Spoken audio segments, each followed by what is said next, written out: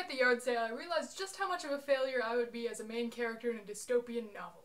I'd be like, yeah, I'm gonna rise up against your evil regime. And then the evil dictator guy would be like, I will give you 25 cents if you leave and never come back. Can we make it $1? 25 cents. I think one of the coolest things about this book, Perfect Ruin, is that the main character also is not the kind of person to rebel against the government, but is thrown into the situation by her family and the people around her. So yeah, this week I'm reviewing Perfect Ruin by Destefano. Quick summary, there's this floating city in the sky called Internment, and they're very small, so I have to very carefully monitor every little thing that everybody does, and they're giving out rations. It's a very peaceful place, everybody has generally good lives, until one day someone gets murdered, and everything starts to kind of shift, and the main character's views on things start to shift, and maybe there is a world beyond this, and there's all these little intricate plot things going on, and it's really just amazing. I really love the characters in this book. Our main character, Morgan, has no idea of what's going on in her world until the very end, like I said before, which is really interesting because you're along for the ride with her.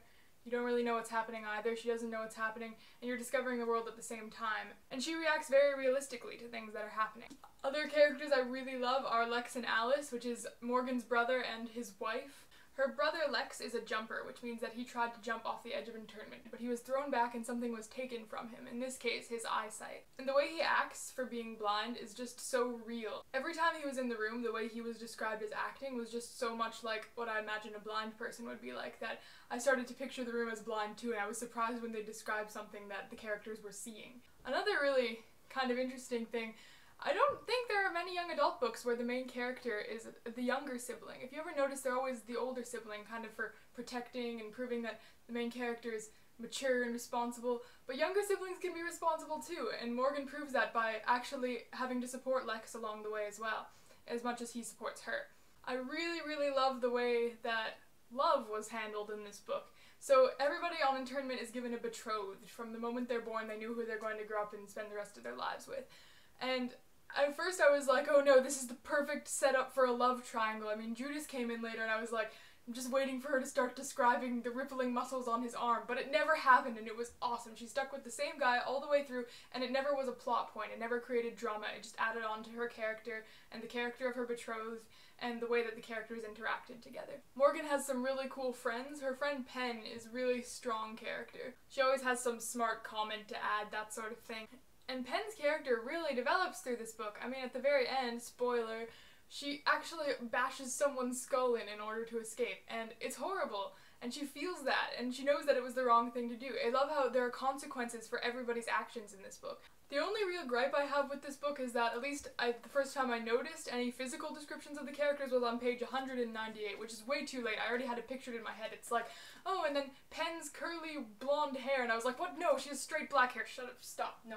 There are these really beautiful quotes at the beginning of every chapter from a character who died in the book before you even got to meet her, but you can just feel her character so strongly by the way she speaks and the way she writes and her ideas throughout this book that kind of tie together all of the ideas that are being presented later on.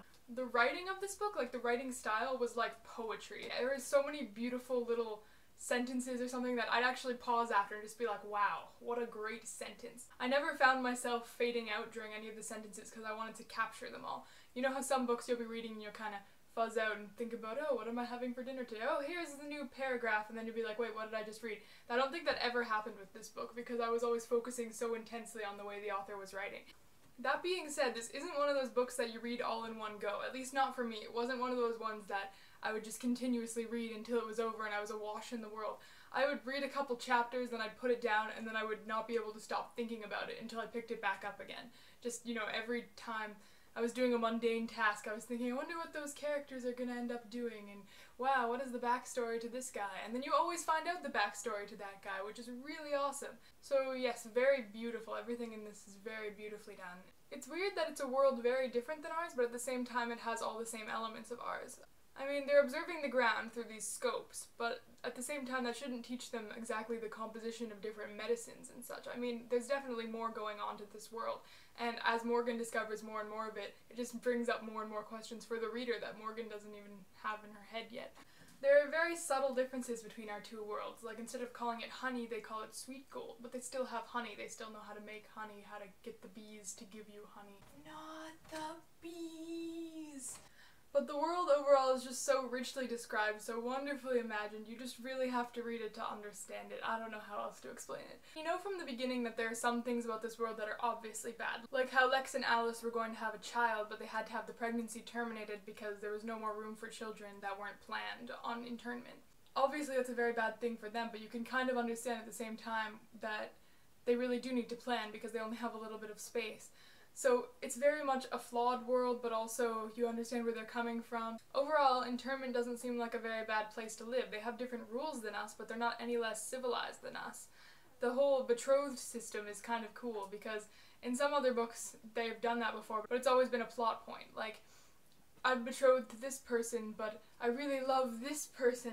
But in this one, they just accept it, and I think that's more realistic. Like, if you grow up with someone your whole life, chances are you'll end up caring for them in some way. If you read and liked Perfect Ruin, you should also try out Incarceron by Catherine Fisher. It's the same in that it's a really interestingly imagined world that they're trying to escape from, and I really like the characters in that book too, so. I think I found it. You see that cloud? It's round. Termin's round. There's only one explanation. Oh, I forgot to mention we have a very exciting new thing coming next month. It's TopTenBer!